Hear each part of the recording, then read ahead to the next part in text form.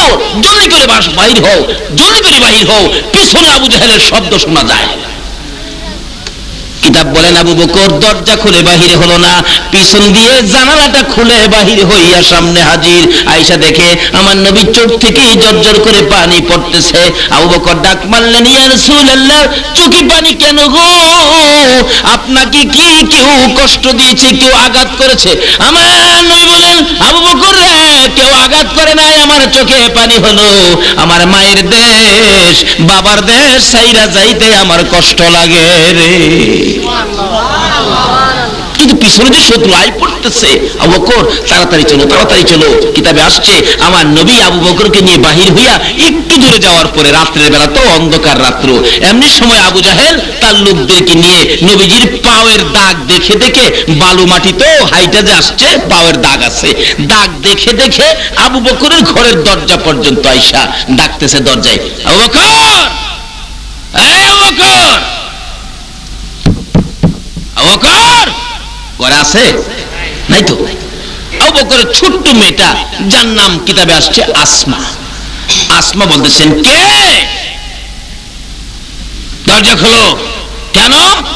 তোমার বাবারে খুঁজতেছি, আব্বু তো ঘরে নাই। তখন আবু জাহেল কয়, বুঝছি, দরজাটা খুল। বাচ্চা মেয়েটা দরজা খুলছে, বাচ্চা মানুষ কি বুঝে কিছু? দরজাটা খুলছে, খোলার পরে নিষ্ঠুর পাষাণ আবু জাহেল,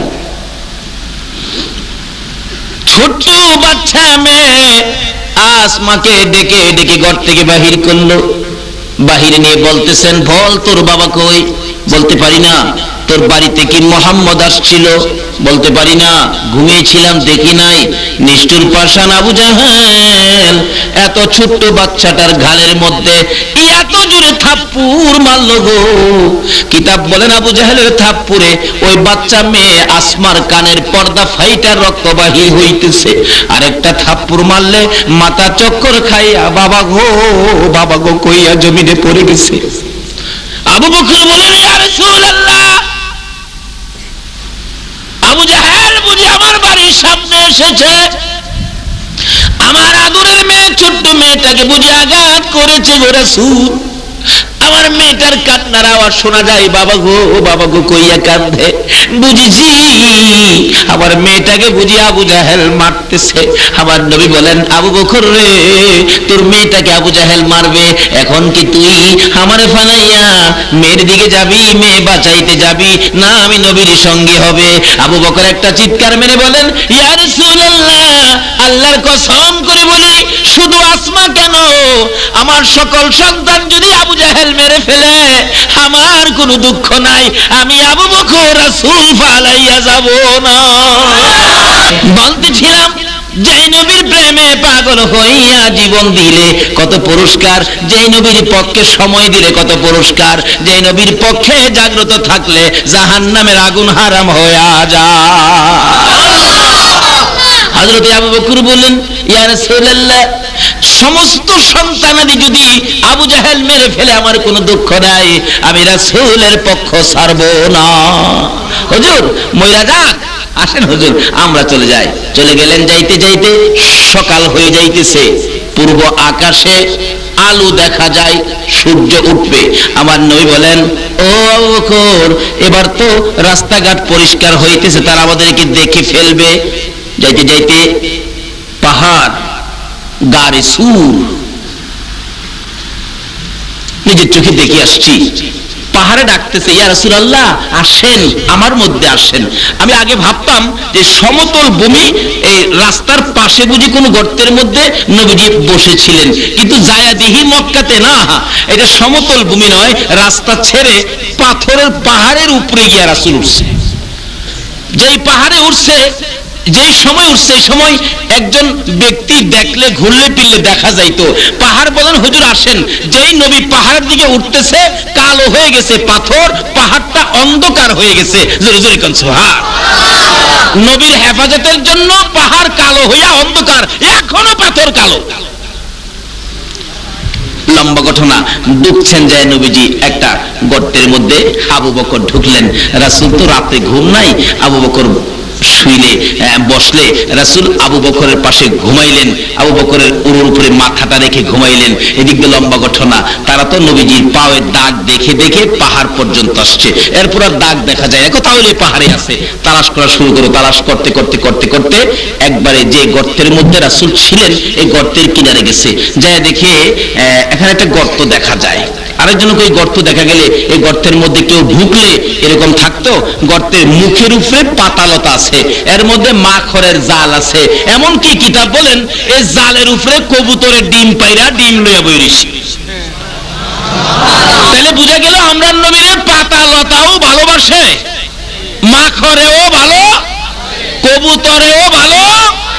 আচ্ছা, এনে তিনটা আসছে মাত্র, পাতালতা, মাখর, কবুতর, তিনটা। আমি বলবো সমস্ত মাখলুকাত আমার নবীরে ভালোবাসে কিনা, কিন্তু খালি বাসি না আমরা মানুষ। কত জাতের ফতুয়া দেখবেন সব নবীর উপরে দিয়ে রাখছে, এইটা বেদাত, এইটা বেদাত, এইটা শিরিক, এইটা করুন যাইতো না, এইটা করলে হের বাপের মাথা ফাইতে যাইব গা।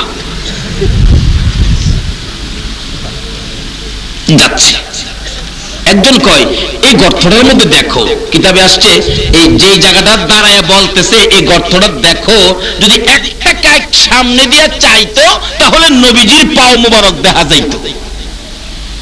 আরেকজনে কই এখানে কি দেখবি, দেখো কবুতর ডিম নিয়ে বইছে, নবীর ভালোবাসায় কবুতরের জীবন যাবে, উঠে না, ডিম নিয়ে বসে রয়েছে, এত ভালোবাসা একটা কবুতর হইয়া। এই জন্য কবুতরের দাম বাড়ছে না কমছে? কবুতর পাখি, এই জাতীয় কাক ও পাখি। আচ্ছা কোন তো দুইটা কাক যদি কেউ বাজারে নিয়ে যা ধইরা, দুইটা ব্যস্ত পারবো? একটা কবুতর নিয়ে গেলে কি? এই জন্য এই ভালোবাসার কারণে কবুতরের বাসাটা হয় মানুষের ঘরে ঘরে। আচ্ছা কোন তো কাকের বাসা কি মানুষের ঘরে আছে? পারবেন বলতে? এক জাতি এক কিসিমের, কিন্তু কাকের দাম আর কবুতরের দাম এক নয়। আল্লাহ কই কবুতর রে, তোর দাম তো বাড়াইয়া দিলাম আমার এই নবীর ভালোবাসার কারণে। জোরে জোরে কান সুবহানাল্লাহ। যাই হোক, যাই না, ওদিকে সংক্ষেপ করলাম। এবার দেখতেছে নাই, চলো জায়গা নাই, চলে গেছে। আবু বকর একটু পর পর কয় হুজুর আই পড়ছে। রাসূল বলেন লা তাহজান ইন্নাল্লাহা মানা, ভয় পাইস না আবু বকর, আমাদের সাথে আছে আল্লাহ, ভয় পাইস না। এবার চলে গেলেন, লম্বা ঘটনা। এই গর্ত থেকে বাহির হবেন, বাহির হওয়ার আগে আবু বকরের পায়ের মধ্যে সাপে দংশন করলো। কেন? এই গর্তের মুখটা আবু বকর পা দিয়ে বন্ধ রাখছিলেন। এবার বিশ্বে ক্লান্ত, একবারে কালো হয়ে গেছে, পড়ে গেলেন। নবীজির ঘুম ভাঙলেন, দেখে সাপ বাহির হলো। রাসূল চিৎকার দিয়ে বললেন এই সাপ, এই কি করলে, আমার আবু বকরকে দংশন করলে? সাপে ডাকে প্রভু গো, আমার জবান খুলে দাও না, তোমার বন্ধুর সাথে কথা বলি। আমার আল্লাহ বলেন সর্বরে আমার বন্ধুর সাথে কথা বলার জন্য অনুমতি চাইলি, কথা বলতে চাইলি, জবান খুলতে চাইলি, যা, আমি আল্লাহ তোর ডাক কবুল করলাম রে সাপ। যেহেতু আমার বন্ধুর সাথে কথা বলবি, নবীর সাথে কথা বললে, নবীর সাথে ভালোবাসা দিলে আমার আল্লাহ সাপের জবান খুইলা দেয়। সাপ বলতেছেন ইয়া রাসূলুল্লাহ আমাকে মাফ করে দেন, ক্ষমা করে দেন, ভুল করেছি হুজুর। ভুল করার কারণ হলো আমি খবর পেয়েছি আপনি এই রাস্তা দিয়ে মক্কা থেকে হিজরত করে মদিনা যাবেন, আপনার দুশমনেরা আপনাকে পিছন দিয়ে দাওয়া করবে। হুজুর ওই দিন থেকে 6 মাস পর্যন্ত এই গুহার মধ্যে বসে আছি, আপনি নবী যখন গুহার মধ্যে আসবেন আমি সাপ ওই গুহার মুখের মধ্যে বসে থাকবো, আপনার দুশমনদের মোকাবেলা করে, আপনার দুশমনদেরকে দংশন করে দুনিয়া থেকে বিদায় করে দেব। একটা সাপ হইয়া, হিংস্র প্রাণী হইয়া আমার নবীর ভালোবাসায় আসতে চাই। আজকে নবীর উম্মতেরা সেই নবীরে ভালোবাসা দিতে চাই না। আল্লাহু আকবার, ইয়া রাসূলুল্লাহ, ইয়া গাউসুল আজম, জিন্দাবাদ জিন্দাবাদ, মাশাআল্লাহ। আসুন আগে বাড়ি, রাত্র শেষ। রাত্র যত বেশি হয় বান্দার সাথে মাওলার সম্পর্ক তত বেশি হয়। আল্লাহ এখন খালি কাছে কাছে আসতেছে, টের পাবেন কি যে মজার সময় সামনে আসতেছে। এবার বলতেছেন হাই হাই সাপ, তুমি এই দুঃখে বসে আছো।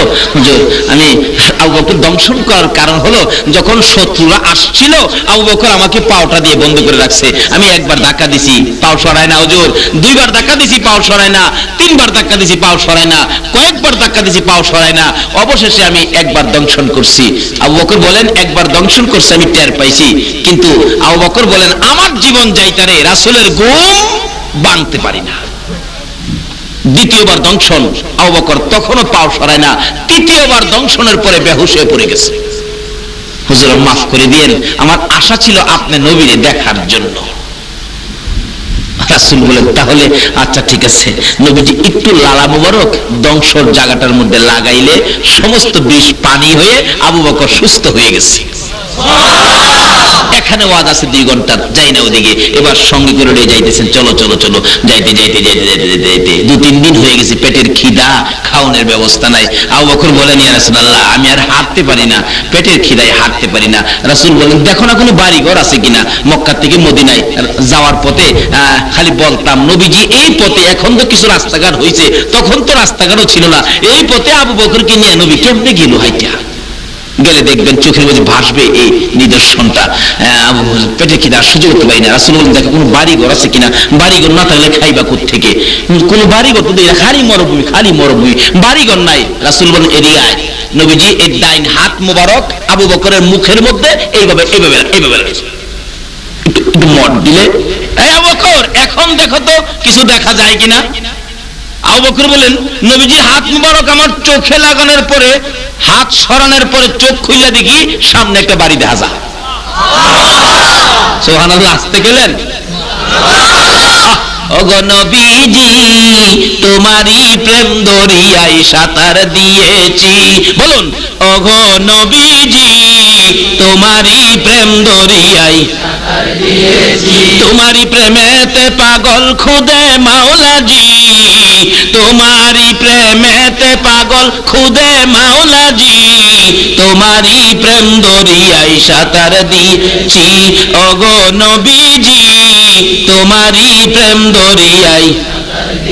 হাতে নাই মোর টাকা করি, ফুলসিরাতে কি যে করি, কন্যা হাতে নাই মোর টাকা, ফুলসিরাতে কি যে করি, তোমার প্রেমের মালা মোরা গলাই পরেছি, তোমার প্রেমের মালা মোরা গলাই পরেছি, তোমারই প্রেম দরিয়ায় সাঁতার দিয়েছি, ওগো নবীজি তোমারই প্রেম দরিয়ায় সাঁতার দিয়েছি, তোমার প্রেমের তরি বাইয়া সাত আসমান পারি দিয়া, তোমার প্রেমের তরি বাইয়া সাত আসমান পারি দিয়া, প্রেমের খেলা খেলে বেলাল আমরা শুনেছি, প্রেমের খেলা খেলে বেলাল আমরা শুনেছি,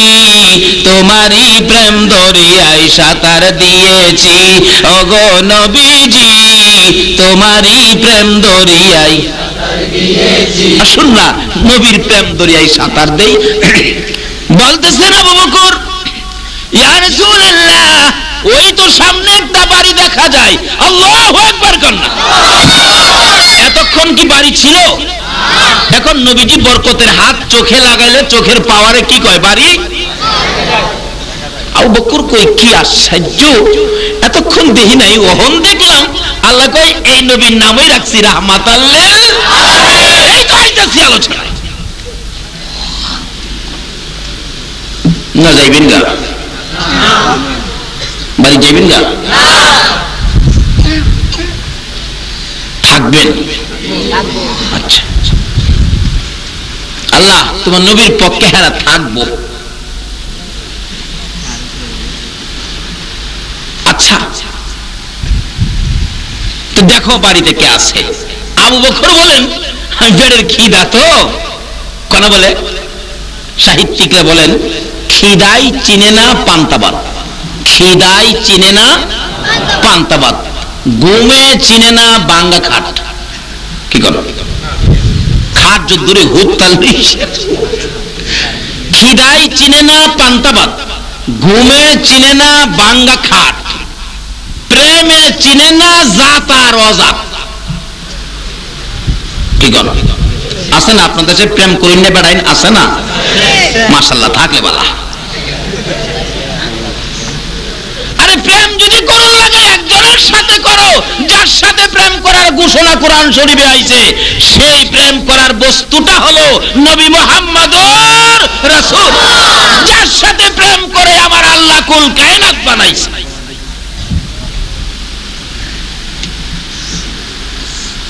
যাও না আবু বকর, দেখো না, একটা দৌড় দিছে। আবু বকর বলেন, আমি দৌড় দিয়া বাড়ির পাশে গেটের মধ্যে নাম লেখা আছে, এই গেটের নাম দেখা বুঝা ফেলাইছি এই বাড়ির মালিক ইহুদি, বাড়ির মালিক ইহুদি। ইহুদি, ইয়া রাসূলুল্লাহ, ইহুদির বাড়ি খাইতাম না, খাই মরে যাবো গা, ইহুদির বাড়ি খাইতাম না। আমরা দেশের মানুষ খায় না, পূজা মৌসুমে হিন্দুর বাড়ি যায় না। আচ্ছা, আপনি যে মুসলমানের সন্তান হইয়া আখির নবীর উম্মত হইয়া এই পূজার সিজনে হিন্দুদের সাথে বন্ধুত্ব করে তার বাড়িতে গিয়া পূজার জিনিসগুলি খাইলেন, ভালো করলেন। আমি এটাই দুঃখিত না, আমি এতে নারাজ না, আমি আপনাদের প্রতি অসন্তুষ্ট না। আচ্ছা, তাই কুরবানির ঈদের সময় আপনার এই বন্ধুরা আপনার বাড়ির 2 দিন নিয়ে খাওয়ায়েন। আচ্ছা, কোন বন্ধু হিন্দু ভদ্রলোক কুরবানি ঈদে যাইব আপনার বাড়ি? তো লজ্জা করে না? আপনি যান কিভাবে? আপনি যান কিভাবে মুসলমান হইয়া আখির নবীর উম্মত হইয়া? আপনি কিভাবে নবীর শাফায়াত পাবেন? কিভাবে নবীর শাফায়াতের আশা করেন? তারা হিন্দু ধর্মের লোক, তারা তো কুরবানি ঈদের সময় একটা হিন্দু ভদ্রলোক আপনার মুসলমান বন্ধুর বাড়িতে যাবে না, কিন্তু আপনি যান কোন শর্মে? লজ্জা করে না? জবাব দেবেন কিভাবে নবীর সামনে?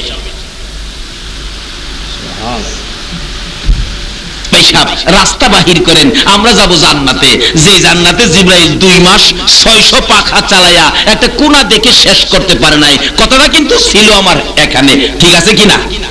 আমি আইতাছি।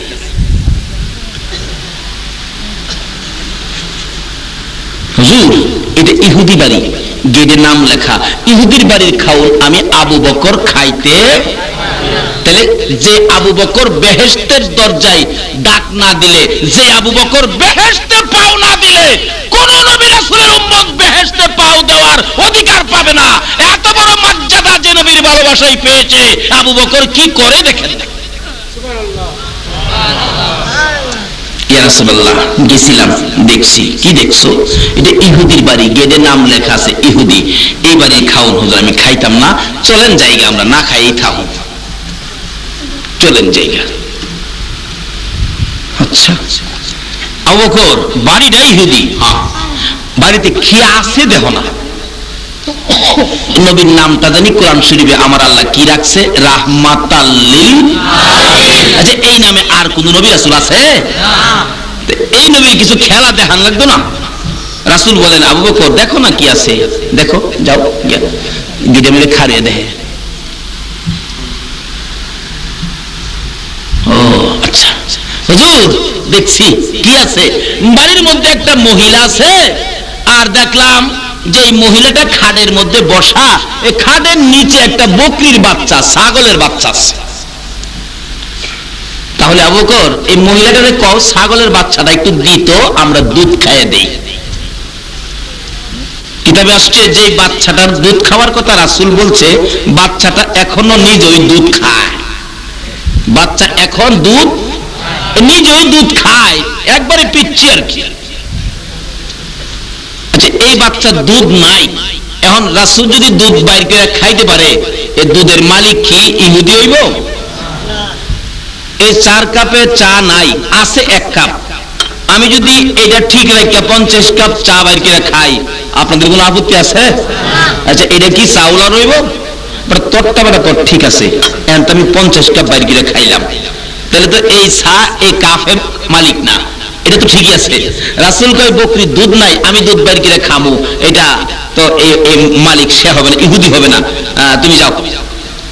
দেখছি মা মা মা, কে রে মারা? হে, কি ব্যাপার? মা, আপনার বকরি ছাগলের বাচ্চাটা দিবেন, আমরা একটু দুধ খাইয়ে দেই। মহিলা হাসে আর কয়, এমন পাগল তো আর জীবনে দেখি নাই। আরে এটাই তো দুধ, এখনো ঠিক মতো খাওয়া শিখে নাই, এর মধ্যে কত দুধ খারে। মা, দুধটা খামু আমরা, পেরে খিদা দেন না আপনার বাচ্চাটা, ছাগলের বাচ্চাটা। মহিলা কয়, তোমার নাম কি? এই পাগল, তোমার নাম কি?